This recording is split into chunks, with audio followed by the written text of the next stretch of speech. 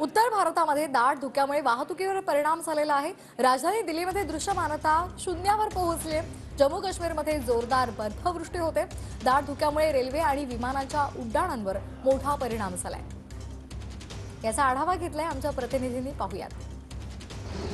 उत्तर भारतातल्या अनेक राज्यांमध्ये रविवारी पहाटेपासूनच दाट धुकं पसरलेलं आहे आणि या धुक्यामुळे वाहतुकीवर मोठा परिणाम झालेला आहे।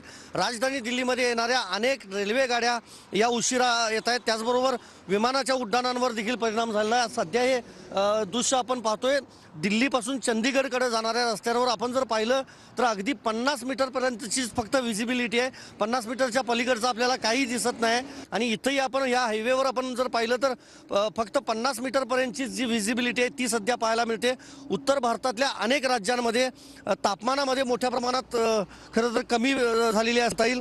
राजधानी दिल्लीतलं आजचं रविवारचं जे तापमान आहे ते कमीत कमी 5 डिग्रीपर्यंत पोहोचलं होतं, तर उत्तराखंड आणि जम्मू काश्मीरमधल्या अनेक जिल्ह्यांमध्ये मायनसमध्ये तापमान गेलेलं आहे। त्यामुळे पुढचे देखील 48 तास शीतलहर जी आहे ती कायम राहील असा अंदाज हवामान खात्यानं वर्तवलेला आहे। दुसरीकडे वाहन चालकांच्यासाठी देखील एक मार्गदर्शक प्रणाली जी आहे ती देखील अनेक राज्यांनी जारी केलेली आहे। व्हिडिओ जर्नलिस्ट विनोद कुमारसह मी संदीप राजगोळकर, TV9 मराठी।